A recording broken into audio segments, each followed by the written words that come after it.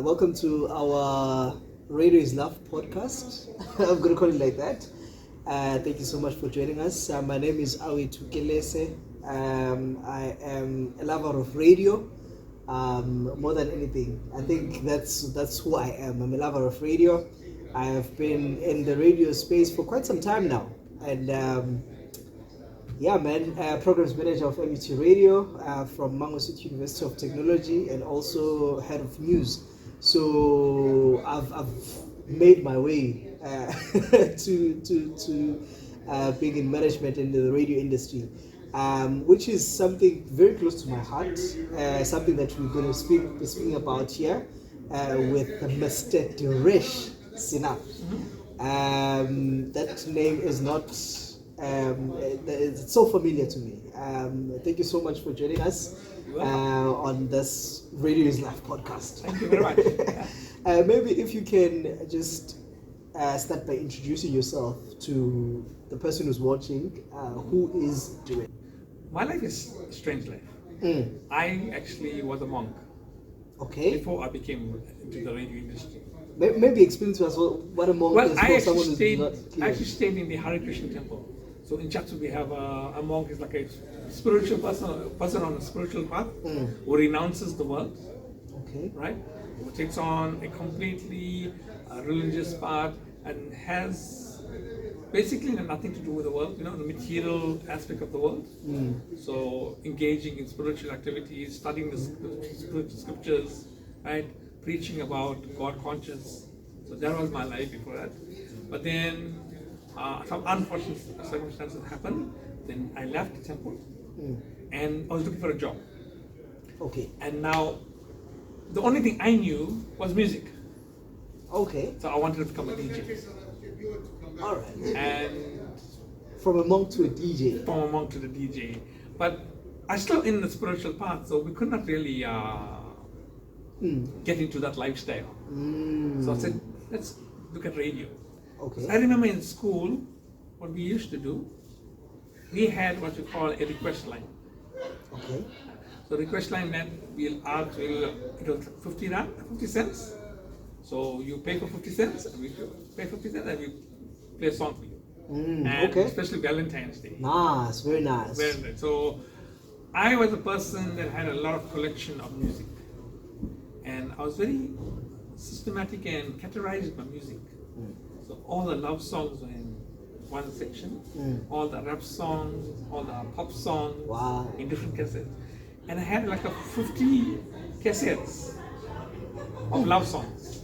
So every love song from the 80s, 90s, 80s, 90s, maybe 70s to a little bit. Yeah. All the love songs I had. So what we did, I was the music compiler. Okay. In radio terms, I was the music compiler, and another friend was the presenter. So we get the names of all the secret admirers. Yes. And we would actually play. We play the request, and we give them the song. We play the songs. So that's how the radio thing came into me. So and from there I took it on. So you fall in love with radio at that time. Yes, and from that radio. So I should listen to radio. I should pretend I'm a DJ presenter, and then when I came out of the temple, I actually did a radio course. There was a radio person that would be radio presenting. So from there I actually learned a little bit radio, and then there's an opportunity at Lotus FM. Oh wow! Yeah, there was an opportunity for morning breakfast producer. Okay. Producer. Unfortunately, I never got the job.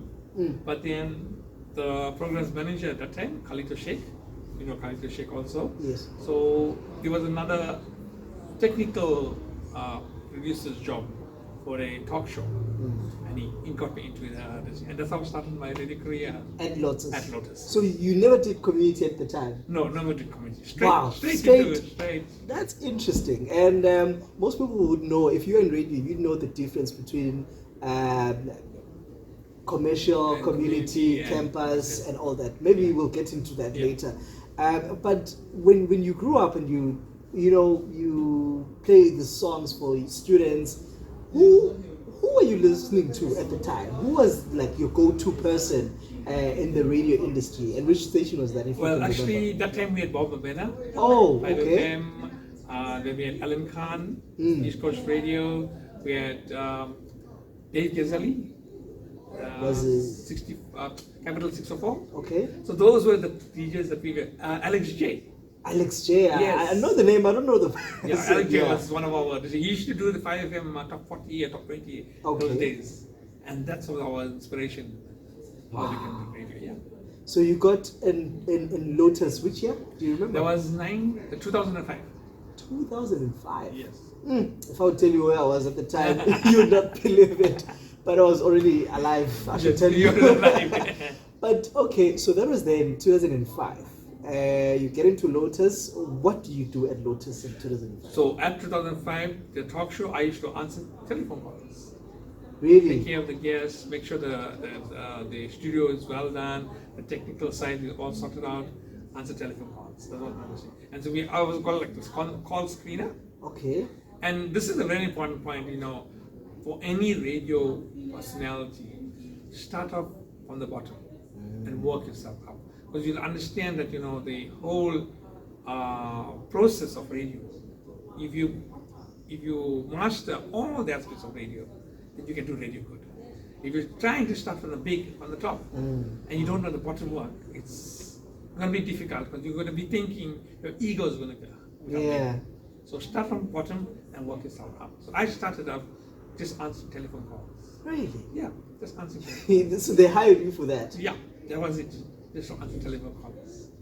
And then slowly I got into the more technical and I had one friend, his name was Yon Chetty, and he started teaching me the desks. In that the monitored desk and the playout systems. Yes. So from there I started building something. Are you not like confused or intrigued to a point of saying, but why am I answering calls? I should be behind the mic. I should be producing a show or something. No, That's exactly. not okay in your mind. No. I should be doing something. No, besides this. definitely. But Yeah. What kept you going? That's where I was going. Yeah. What kept you answering those calls? so when we were also answering those calls because of those calls, but behind the scenes are also involved in the shows. Okay. So the presenter will also ask my opinions about it. What do you think we should do here? And like this, I learned how to do producing, again for that. And then actually, if you get into like the those SABC, if you apply for a certain Yes. job, that's your job. That's your job. Yeah. You stick So to then it. I got into what you call shadowing. Yeah. Shadowing when you do outside broadcasting, Yes. then you be in the studio. You control the desk and Yes, everything. and I should be everything in the studio. So the presenter just talks and we control everything on this side. Wow. So that became the second part of my work experience. And then I got more into production. So I became like the production, cutting out promos, Technical producing. technical producing, Okay. yeah. Wow. And when do you go behind the mic? Did you even go Yes, behind the mic? yeah, no, definitely. So we had one guy, he had a crazy show. It was called the Jungle Fever. The Jungle Fever. The Jungle Fever. So it was a comedy show. Okay. It still runs Even today? on Jungle FM. Right, on Saturdays, Jungle FM. It's it's considered one of the longest radio shows ever. Wow. Going on. And this guy, he had the ability. His name is Avin Molly. He had the ability to bring out the character in you. Okay. And he saw me as a spiritual person, but also as a comedian. Okay. And he brought it out. Yeah. And that's how we became. That's how I started on air. That's how I came on air on the Jungle Fever. Jungle Fever. Yeah. And this is still Lotus, right? This is still Lotus. Lotus. Yes, So you are there on the Jungle Fever. You're doing your thing. You're featured now. What are you, a co-host? Well, I was a technician. Technician. Technical producer on the show. Okay. And eventually I became the co-host. Okay. Nice. Very interesting. How many years did you spend there? 15 years. 15 years. 15 years. And I'm sure you did quite most of the shows. So then some of our presenters left. Okay. And then a new presenter came in. Jaloshni Naidu. She was in the Bayview. Yes. So she came in, then I had to be her technical producer. But she also saw that character in me too, and she also brought that character out. And I owe it a lot to them, both of them. Wow. I know her as Auntie Rumba. Auntie Rumba, yes, Auntie Rumba. I know her as Auntie Rumba. No, man, thank you so much. That's interesting. And what was like, throughout the 15 years of you at that radio station, what was your memorable moment behind the mic? The most memorable moment, I think the first thing I spoke on radio. What did you say? This is how the character comes out of me, right? Okay. So we were talking because I took a vow of celibacy. Okay. Right? We're not to get married. And Molly, he asked me, why you don't want to get married? And I said, I was going to say women are a distraction. And the words came out, women are a distraction. That's what you said? That's what my first was. Were they not offended? No, actually, because of the nature of the show. Okay. Because of the nature of the show, people accepted it and just carried on. Otherwise, if it was a serious show, I would have been fine. Wow. Yes.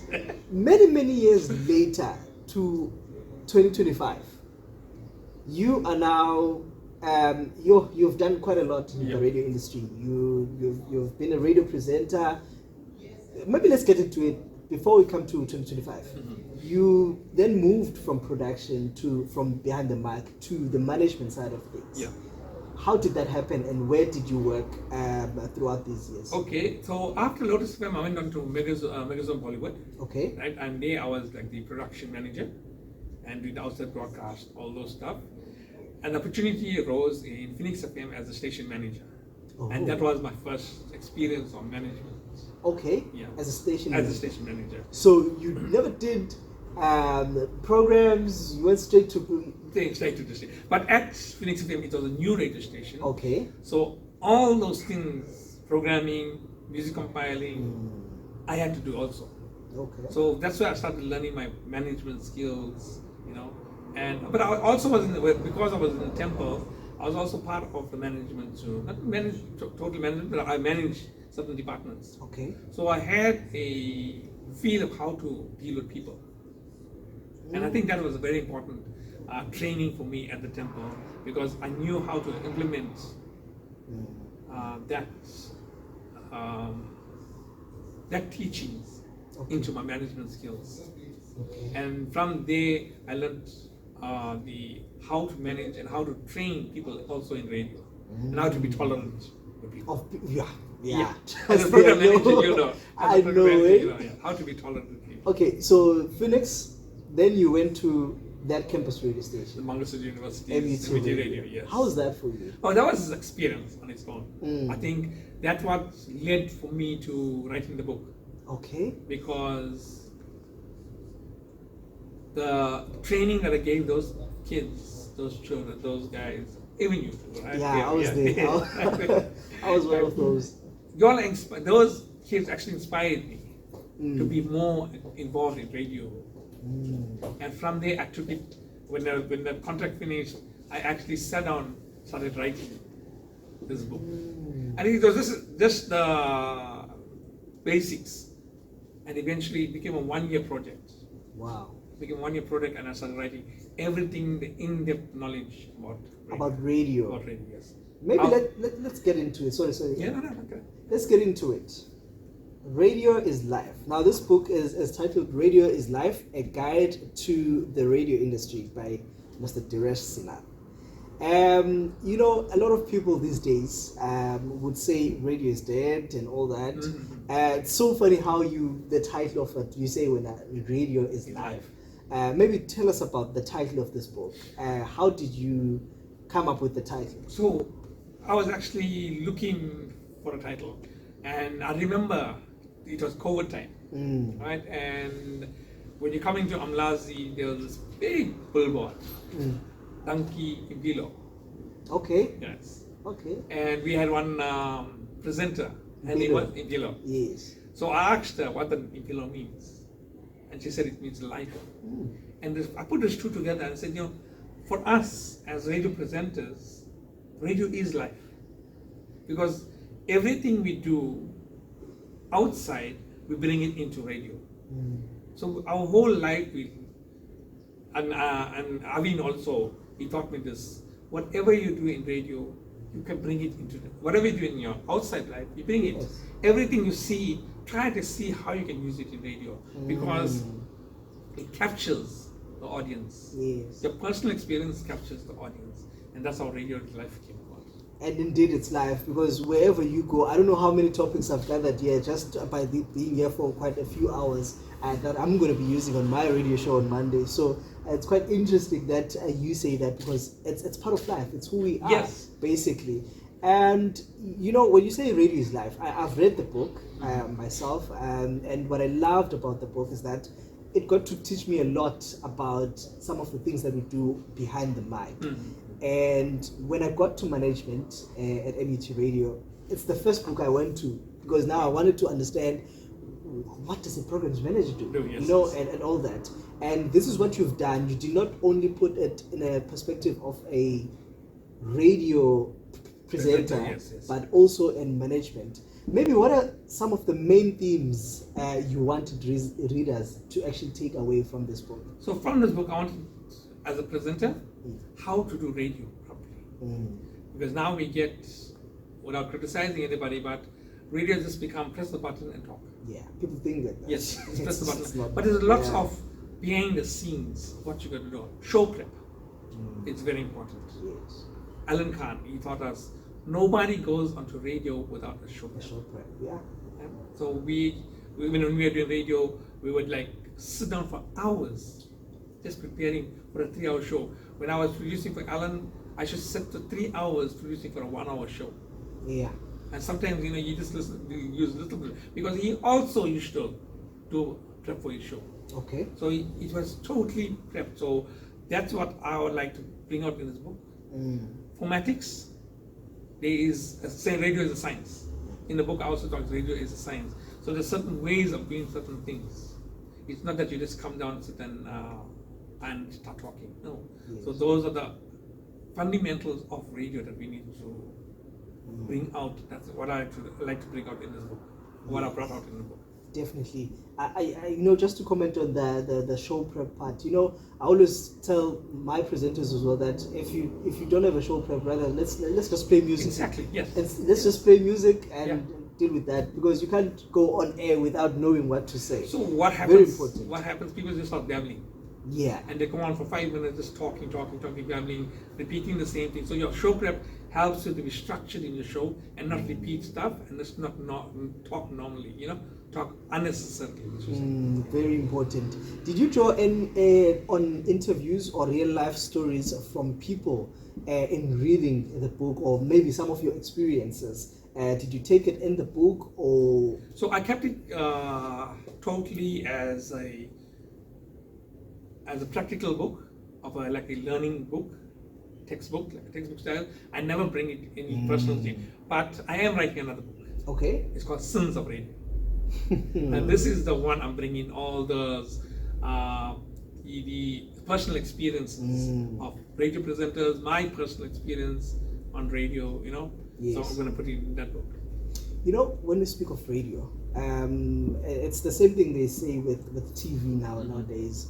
We've got all this digital technology that has been introduced, social media, the introduction of TikTok, with TV, the introduction of the streaming platforms like your Netflix and all that. And some people would say that radio is dying. There's no need for radio anymore. Radio is not informative and all those things. What would your response be to such comments about radio, which you say is life? So radio gives you 3 elements. It gives you entertainment, it gives you music, and it gives you information. So on Spotify, you'll probably only get music. But if you listen to the podcast, it's only podcasting. So if you're on YouTube, you just see videos, your entertainment. TikTok, you may get information. So radio brings everything in one. Okay. And this is why radio is a much better, TV also is even more visual, but radio actually the original social media. Radio is the original social media.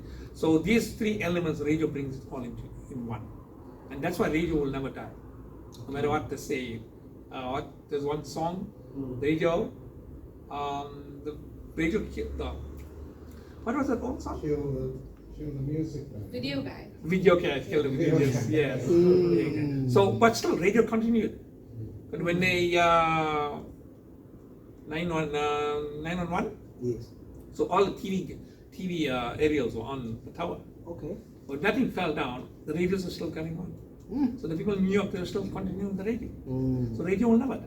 Radio will continue. Radio will continue. I should agree on that one. Now, I commend people like you, Mr. D, who have experienced the radio back in the days and radio now. And one would say there's quite a lot of changes in the radio industry. Maybe how has radio evolved over the years compared to when you started to where it is today? So, I think it boils down to management also. In our days, we had good managers who have been behind the mic. Okay. Right? Nowadays, many managers that I've understood or seen, they're coming from different departments like sales departments, all those departments, who have never been behind the mic. So to be a proper, to have a good radio station, I mean, the person who's managing the radio station has to know what radio is about. He has to go through the whole process. And then he'll understand that when he's in the management position, he'll know how to treat presenters. It's like soccer. You can't be a coach without knowing how to play the goal, or how to score, or do anything. Yes, exactly. Perfect example. So do you think young people nowadays still connect to radio that much? And maybe where are we getting it wrong, as people are still on radio, people are still doing these radio shows, and people are still on management positions, if that's not the case? Yeah. So I feel where radio is really going out is they're not including the three elements: music, entertainment, and information. So you get your music, you get your entertainment, but you may not get your information.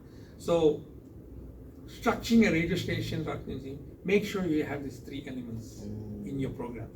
So that's where you get it. And when you program your show, you should program in such a way that a 6-year-old can understand and a 60-year-old can understand. So that's the most difficult part, yes, because balancing, knowing your audience, basically.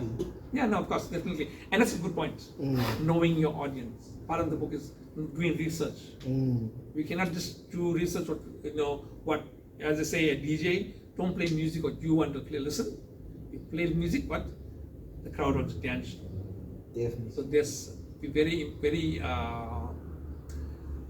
research what you're doing, when you're starting a show. And I think that goes before you can start your show. When the program manager gives you the show, research everything before you can get. Yeah. What's the show about? What about, and also what you want to include in the show. Yeah. You can't speak about food on a music show. Yeah, exactly. Yeah.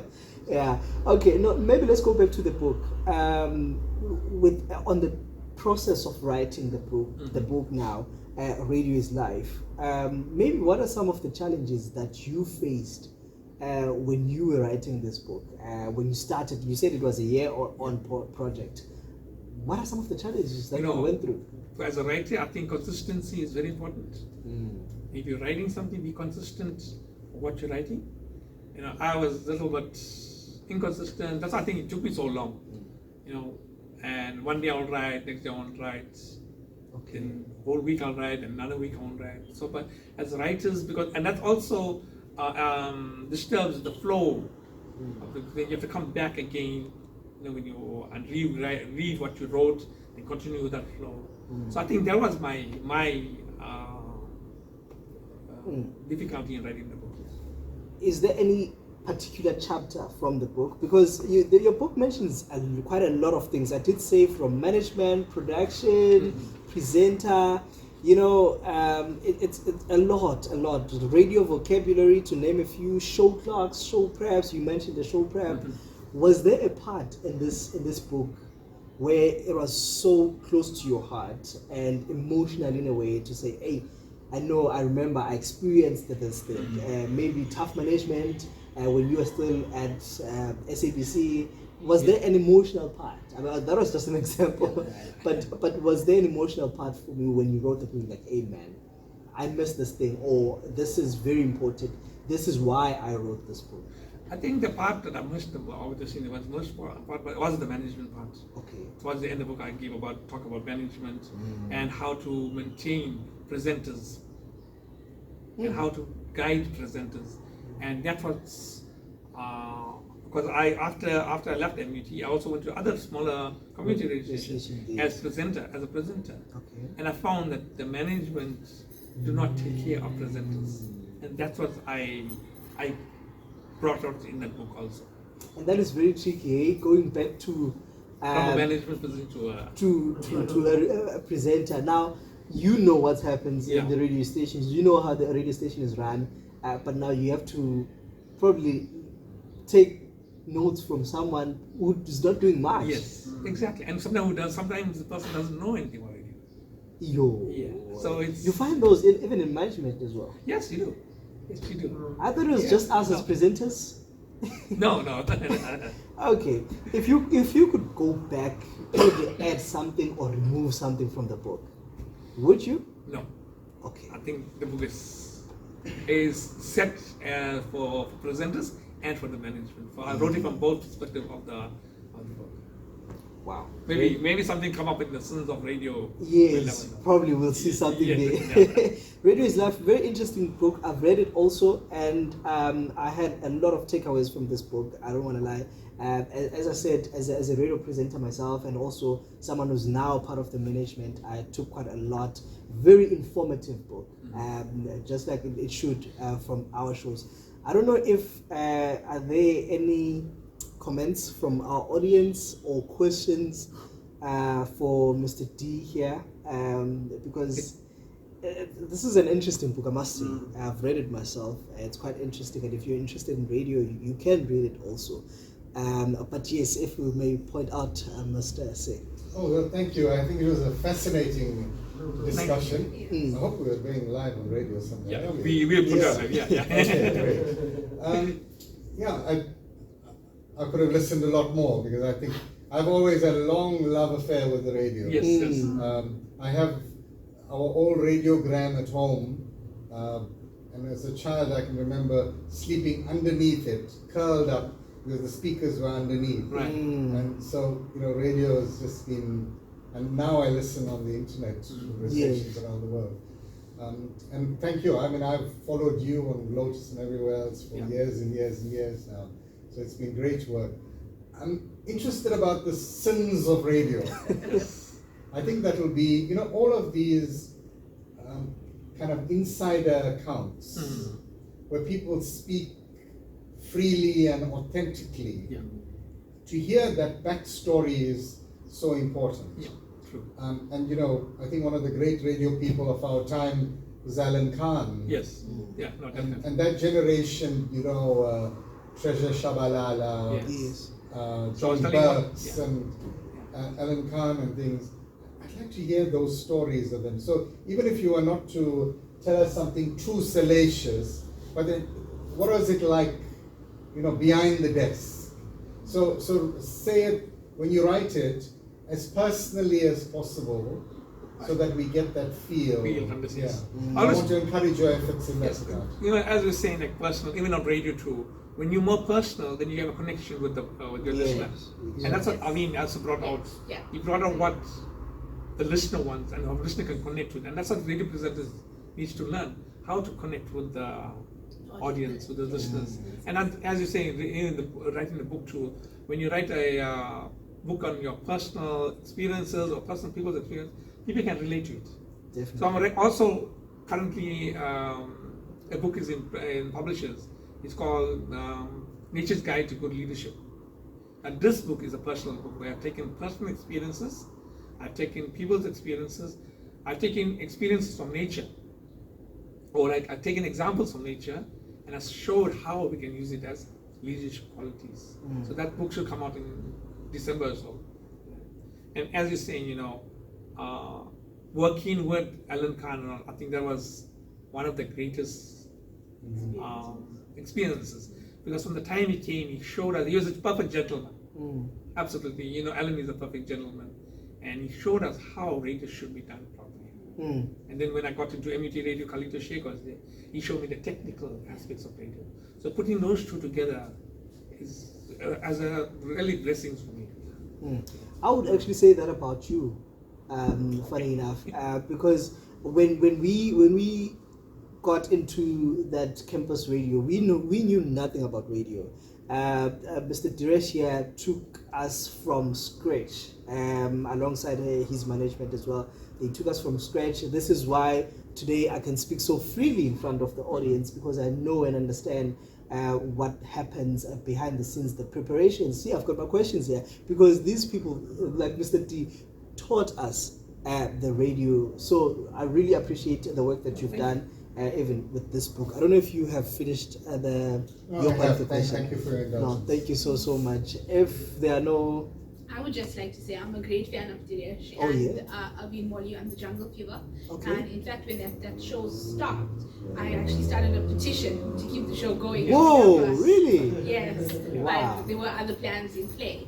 But and speaking of the three elements that you spoke about, the information, the music and entertainment. music, yes, I think you can add one more, the interaction Yeah. with the Okay, radio, yes, the yeah. interaction with the listeners. Yes. It's like that's what That's will what keep got people me. going. Exactly, yeah. Yeah. That is So- And now with social media now, it's so easy to interact with the listeners. Yes. You know, and it becomes more enjoyable to work with Yes. listeners. Yes.